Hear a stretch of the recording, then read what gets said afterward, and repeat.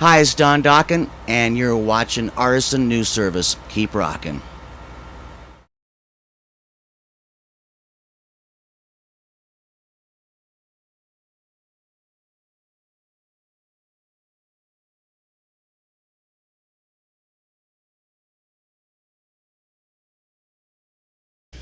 No, I appreciate you guys coming and hanging out. I'm sorry we couldn't get earlier, but as you saw after the show, we had a zillion, 100 fans like wanted to, buy the CD and meet us, but we're grateful. We're really happy. Where did that idea come from? Because you guys do take the time to sit down and meet all the Well, in the old days, we wouldn't go out and sign CDs and this and that, and we're selling millions of records in a month. But the whole new days with the downloads and with Napster, and you got Kazaa. My kids got Kazaa. I slap them. But you got Kazaa. You got a lot of sites you can go and download for free, and you get the CD, you burn it, but you get nothing. But so we figured, okay, how do we circumvent the download thing? If we will take the time to walk off the stage, and then we're dripping wet, we're sweaty, we will come out and say thank you for coming to the show. Buy a CD, and if they don't buy a CD, we sign it, whatever. Their tickets, their T-shirts, whatever. Meet their old ladies, and that's just our way of saying thank you to the fans. We're not trying to hawk our CDs like a used car salesman. We're just trying to say we're going to come out and say hi to you and thank you for coming to the show. And does it kind of still surprise you that this many people come out to Dokken? Yeah, well, I don't know if it's a surprise. I think we're a valid band, and I think we have something to offer, and we have something to say. I can only listen to what the bands say. When the people come to the booth, merch booth, I think it's like, it's more like you get more of a reality check on what's going on. If you play a show, you go, "Oh, it's great tonight. We played good," but you don't talk to the fans. You don't know if they loved it or hated it. But when you meet the fans, and I say, well, how was it? Just hang up on her. That's okay. If you meet the fans and I say, well, how was the show? Don't bullshit me. Was it good? And they say, you know what? We love George Lynch back in the '80s, but man, your new guitar player John Levin smokes him. He's great. We love your lineup. We love Barry. It tells us that Mick and I have finally had to wander down this road. And we had some great players, but Mick and I had to go and find the package, the magic combination. It's not about technique. It's not about, how good you are or how proficient you are technically. It's about, can we all get along? Do we enjoy playing with each other? Do we love the music we're doing? And blah, blah, blah, And that's what's really been a gracious thing with John. Like John said, when he was in high school, he was listening to Dokken. And Barry said the first concert I ever saw when I was 15 was Dokken. And so we got two guys in the band, we're the old guys in the band. Mick and I are like the seasoned veterans. These two guys in our band, not only were they good musicians, but we love Dokken. That was our dream, to be in Dokken. So it's not like some guy came along and goes, man, I can play like 45,000 notes in 35 seconds and I got long hair and I'm ready to rock. And I'm a punk and I'm an asshole and I don't like to be in the bus and I'm really arrogant. You got we get Yngwie Malmsteen in the band. We last 2 shows. Yngwie's a great player, but we all know that he's a difficult person. I'm not playing with that asshole. No way. He's a punk. He's just got his head up his ass, and I'm sorry, I love you, Yngwie, but when a guy walks up and says I'm the greatest guitar player in the world, well, that's not the guy for this band. Right. So John's very demure and very passive and very shy about his guitar playing. I don't think he knows how good he is, and we're not telling him. So he'll go solo. But that's the point I'm trying to make. And the fans come to the merch booth and they say hi to us, say I love your band and love their new record. But we wandered around for a couple of years with Shadow Life, Erase Slate, Dysfunctional. But now it's kind of funny. People really gave Dysfunctional a lot of grief. And now, 7 years later, people go, I love Dysfunctional. It's like the Beatles, when they came out with Sgt. Pepper, like, what the hell is this? But now 7 years later, people go, I love Dysfunctional, man. But when they first came out, they were like, it doesn't sound like the typical Dokken. Well, what do you want? Do you think the Beatles would want to make I Want to Hold Your Hand for 5 albums? They would have been gone, right? Right. They made I Want to Hold Your Hand, Meet the Beatles, then Help. Then they split off into Revolver, and it was like, what the hell is this? Well, we're kind of the same way. Right. We're always evolving, changing, and you got to go with this or just blow us off. So what's your take on Hell to Pay, knowing that situation? Hell to Pay is probably the one of the best records we've done in a long time. We did some really bizarre things on this record. I mean, we did, I told John, he's a guitar player. I told him turn MTV off, block it. I didn't watch MTV. He didn't watch MTV. No radio. I said Mick and John and me. I said we want to do a record that's classic Dokken, but we didn't want to go and just regurgitate tooth and nail, like a lot of bands I won't name have just did retro. Here's the problem, as a producer, how do you keep it fresh and modern and keep that Nickelback feel or the Sonics of Puddle of Mud or whatever, Audio Slave, but keep the Dokken sound? That's a tough one. And as a producer, it was a hard task for me. Yeah, but it's not tough. As soon as you open your my mouth, it sounds like Dokken. Yeah. Again, So. Yeah, we had some songs. I was like, it doesn't sound like us. The music sounded too modern, too much like what's going on now. And then I opened my mouth and started singing. I wrote my lyrics and it sounded like Dokken. So it worked out. But then again, the music, the cycle that it's on now is almost back to the rock. Yeah. Now, and it's strange enough. I mean, you've got bands like Jet and the Darkness just bringing like a raw rock kind of sound, and it's like, okay, it's coming right back. Jet's kind of like they've kind of capitalized the AC/DC sound. You got the Darkness, which I don't understand the Darkness. They're kind of like, to me, they're making fun of Bon Jovi. Making fun of Dokken and Winger and Poison and Bon Jovi, and they're saying, oh, we invented this. I'm like, no, everything in your video. I go, that's a Dokken video right there. He does a thumb, that's Bon Jovi. And then this thing, that was Motley Crue. I mean, come on. I mean, let's get real. I mean, those guys, if they're successful for 20 years, God bless them. But I will say it right now, and I'll be very honest, and if it sounds arrogant, I sound arrogant. Dokken's been around 20 years, people come to shows. I will find it hard to believe that in 20 years, people will be coming to see the Darkness. Right. Sorry, Darkness. If you guys are around for 20 years, then I'll eat my words. Well, it's true, but in a weird way, I think a lot of the kids look at that and they don't know about Dokken and they don't know about some of these other bands, and I think this may be a vehicle for them to explore. They're seeing a new. To them, it's new. It's new. That's new, so they don't know, where it came from. It doesn't matter. I mean, they're enjoying it, so let them enjoy it. They see this guy with a boa, and all kind of flamboyant, and they're going, and with the moves, and they're going, wow, this is totally new compared to the Puddle of Mud and the System of the Down and Drowning Pool. They're like, well, this is brand new. And we're looking at it going, no, we did this. We did this in '85. We did the hair, and these young kids, 16, I have daughters, and I have a son, 16, 17 years old, and they're like, to them it's new. And they're like, I'm like, no, we did this in '85. I got pictures on my website with mixed hairs about higher, it's like this big, and we're all wearing like, fringe and sparkly clothes and pointy boots. I gotta say, CeCe DeVille and I are responsible for this big hair word. Your big hair. That's terrible.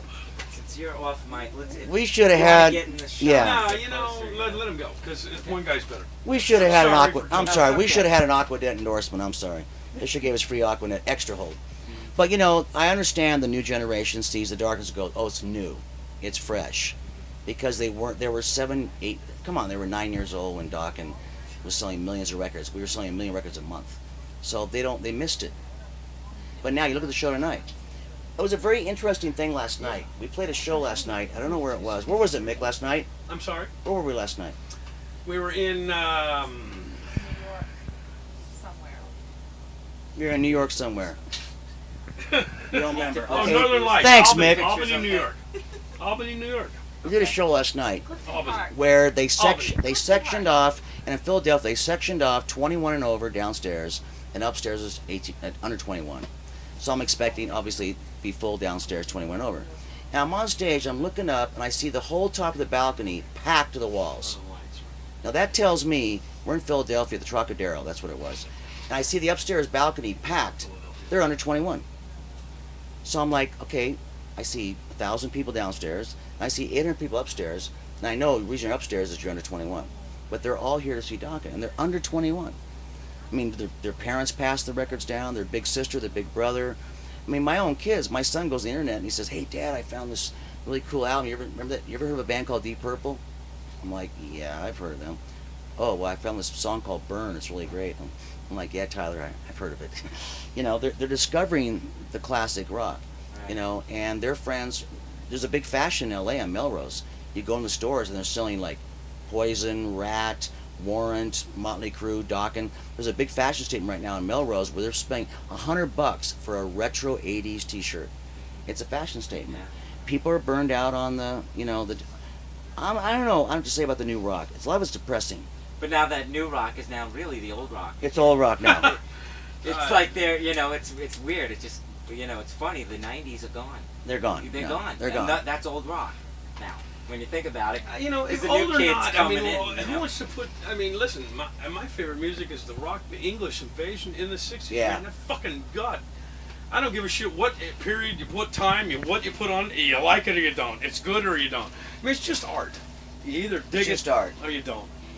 And now this whole art thing has changed, and so the darkness brought this '80s thing back, and we are influenced. Mick and I, we listen to the Zombies and the Kinks and ELP and Scorpions, and Van Halen, yeah, and blah blah. So there's a wide range of music there. Puddle of Mud. I'm a Puddle of Mud fan. I like Nickelback. I love them. Right. STP. They were the best band. Velvet Revolver. Hey, Velvet Revolver. Great song. I'm off mic, but I'm over here. But it's like, listen to Velvet Revolver. It's like a nice, good guitar riff, and the singer's got a real heavy artistic vibe, and if you can keep them off the junk, they're going to be a successful band.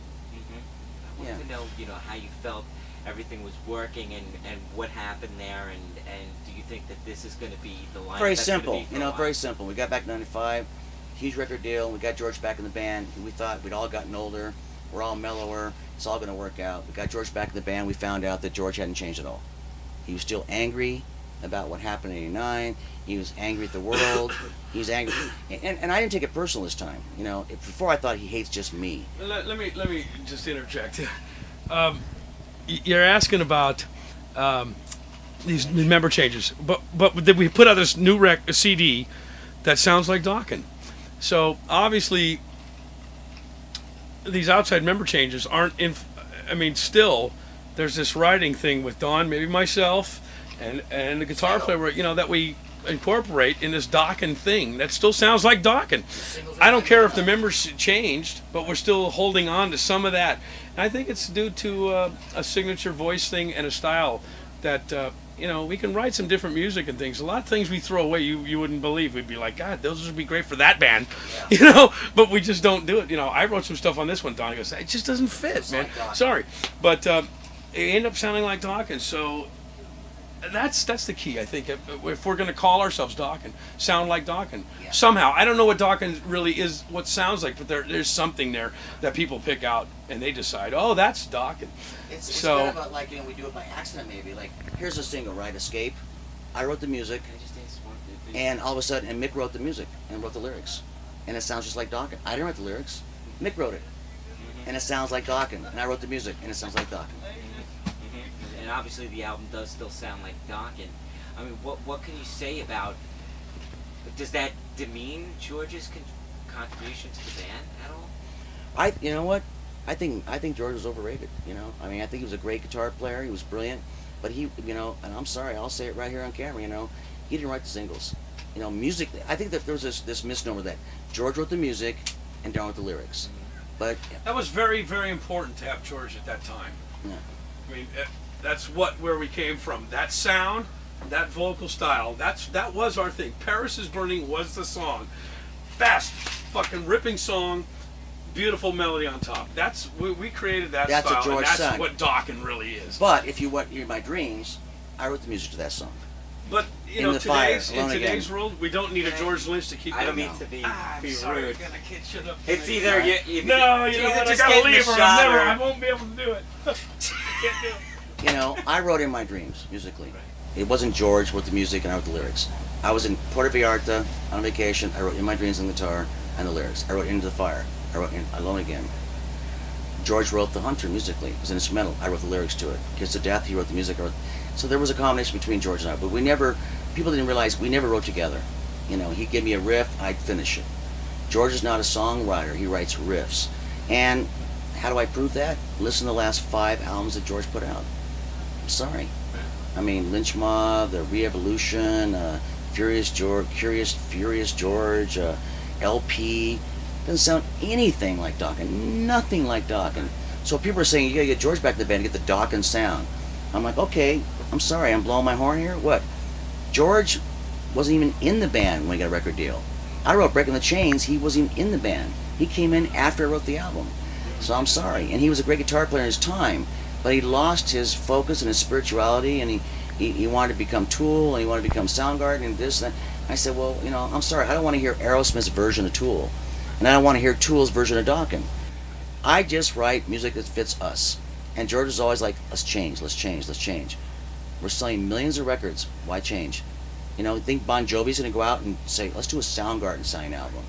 Bon Jovi does his pop rock, and it works. Right. So, George just was out of the loop, and he fell apart, and he didn't work anymore, and I had to let him go. Yeah. Plus, I got tired of fist fighting with him every night on stage. Right. It's really a peaceful, wonderful thing to be on stage with a bass player and a guitar player that like being in the band. Right. Instead of Jeff saying, well, I've been in a movie called Rockstar, and now I'm too good for this band, and I'm only doing this for the money. I'm like, well, Jeff, then go do your own thing and make your records. And he always felt he was a lead singer.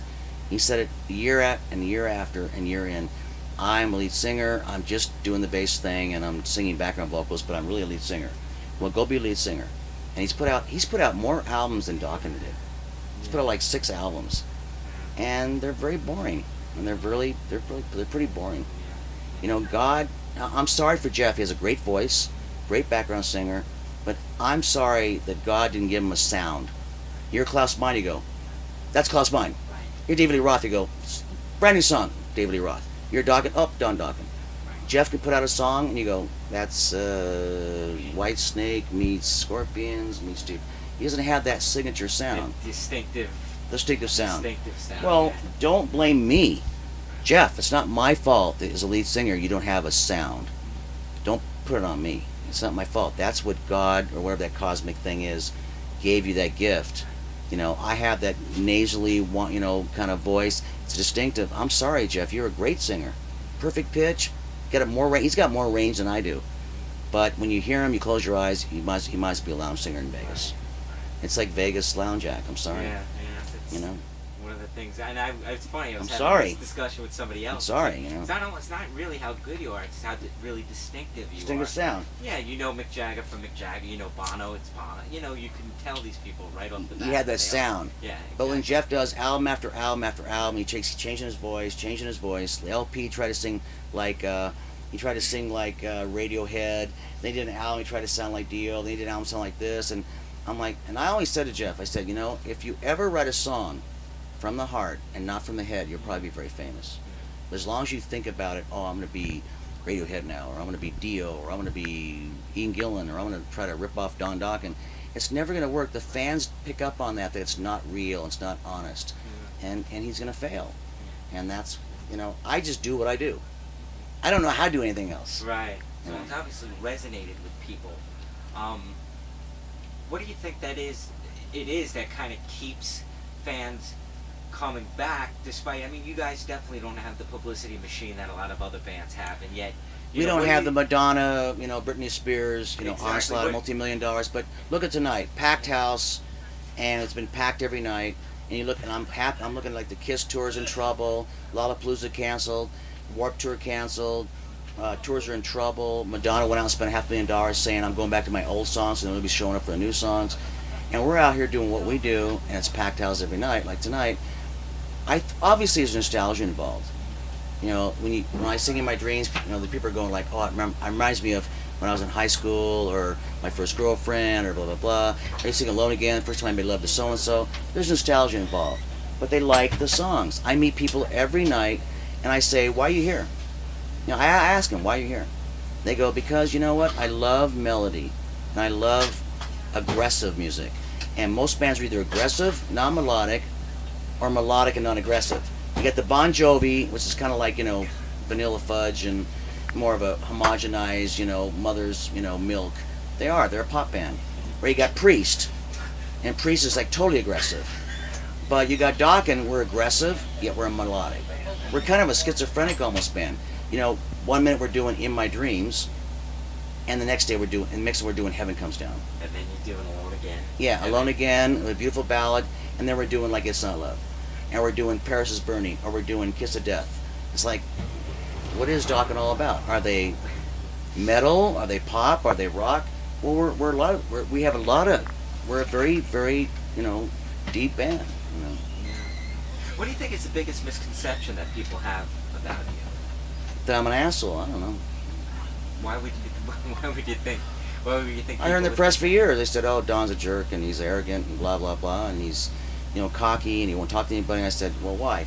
Because somebody walks up to me and says, "I want to spend 20 minutes with you talking to you," and I'm like, "Well, I just got off stage and I don't want to, I'll shake your hand." I walk away, and I'm not a good politician. Yeah. So I walk away and don't spend 20 minutes with them, listen to the story of their life. They go, "He's a jerk. He didn't spend the rest of the night with me, right? Talking about my life." And I'm like, "Well, I'm sorry." So the next day, they say, "Oh, he's an asshole," whatever, And there was a problem in the '80s when George is spitting on me and cussing me out, and then 5 minutes before I go and do an interview for Cream magazine or Hit Parader. So by the time I got to the interview, I'm like really wound up and I'm pissed off and I'm really like edgy and I'm like, "All right, talk to me. What do you want to know?" Because George is sitting there just torturing me, just being a jerk and being angry and hateful, and so I took the heat for being a punk. Mm-hmm. And if you think that, then think it. Fine. I am just, my friends, my close friends that have 20 years know what I'm all about. I can't make everybody happy. I'm not Jeff Pilson who tries to shake every baby's hands and the fake smile. I'm not that kind of person. If I like you, I like you. If I don't like you, then I'll let you know it right away. Did you ever think being in a band would be this much work and have this much politics involved in it? No. I thought, we'll write good music, we'll go on the road, it'll be all cool. And I didn't know I'll get to be a politician, and to be nice to everybody, and if you're not nice to everybody, you're going to hear about it in the press, and that girl was a very important journalist in a big magazine, and she's trying to hit on you, and you didn't want to sleep with her, so now she's pissed off and write a bad article about you. She didn't go fuck her. Alright, sorry. I didn't realize it's like being a politician. And I was never good at that. And Jeff was the politician in the band. And George was the one that didn't talk to anybody. He's like, "Get away from me." Like, kind of worked for him. He was like the mysterious guy. You ask George for an autograph and he tells people, "Get a life." So, and I was like, I don't know what to do, and whatever, man. I'm just trying to make music and be happy and the best I can. I can't make the whole world happy. Right. I'm sorry. Right. What do you think has been the the crowning achievement so far in your musical career? The crowning achievement? I don't know, we sold 12 million records. That's pretty good. Mayor Bradley in LA made Dokken Day, January 27th. That's pretty cool. We've been nominated for a Grammy. We've been nominated for American Music Award. There are no crowning achievements. It's all about, it doesn't matter what we did in the past. It's what we're going to do in the future. So speaking of that, what's up ahead for Dokken in the next 4 to 5 months? Up to the fans. We're just going to go on the tour. We got 30 shows to go to America. Then we're going to go to Europe, do 5 countries. We're going to some weird countries we've never been before, like Russia and Hungary and Budapest and Prague and Romania, and that's going to be kind of wild. Our album actually came out in those countries. It never did happen before. The Eastern Bloc has come down, and this is the first record Dokken's ever done where it's actually released in Russia and Romania and Bosnia. And I was doing press 3 weeks ago and doing these interviews in magazines in Bosnia. I was like, wow. Greece, I'm like, wow, it's great. So we'll see what happens, And I would love to be a worldwide, respected band, and God bless them for buying our music. And if they like us, God bless them for that, Just want to pay my rent, take care of my kids, And speaking of that, not to kind of dwell or end on the negative, but I mean, does it surprise you that music has kind of gotten to the, to be in its a joke. I mean, it's like almost now. It's like I see bands on television that I think are horrible. It's a crap song, a crap band, but they're on MTV every 10 minutes. And people buy the record. I'm like, but it's crap. It's like, it's kind of embarrassing to be American, that Americans are so easily influenced. Like, well, it's on TV every 10 minutes, it must be good. There's a lot of great rap artists. There's a lot of bad rap artists. But if you do rap and you got on the TV every 10 minutes, they'll go out and buy it, even though your lyrics are crap. It's like we become like, it's America, I mean, I really believe if you ran a commercial and said, this is dog poop, but it's got a chocolate coating with sprinkles and peanuts, and it's really good. You'll like it. If you're in that commercial every 10 minutes, I guarantee you someone will go out and buy it and try it. We know it's not good, but well, they said it's going to taste really yummy. We know there's dog poop in the middle of it, but they will go out and at least try it and buy it. Sure. And that's kind of sad. That's the American mentality. Yeah. You know, so when you only get X amount of artists on TV, it might be crap, but you see every 10 minutes, you assume like, I don't want to be the person to go, it's not good, Right. because everybody's digging on it, so I don't want to be the odd man out. Right. It's the emperor's new clothes. You know, there's nothing there. There's no substance. Right. But when you see it on MTV every 10 minutes, you go, well, it must be good, or they wouldn't be on TV. Right. And people go out and buy it. Right. And that album will end up in the trash in a year. Yeah.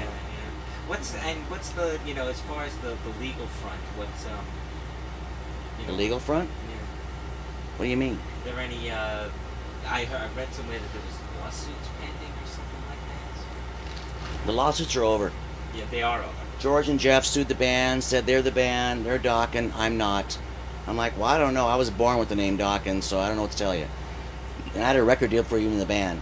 Jeff joined the band after the album was done. So I said, how can you say you're Dokken? The legal thing's over. Jeff's out, George is out, and Mick and I are the remaining original members. We own Dokken, and that's that. Beautiful. Upwards So, and onwards. Upward and onward. I can't look back, you know. My guru, Paramahansa Yogananda, who died for 3, he had a great saying. He said, look to the future. That's where you're going to spend the rest of your life. Don't live in the past. Well, good luck in the future, Tom. Thanks, very man. much. I appreciate it. Thank you. For your time. Bye-bye.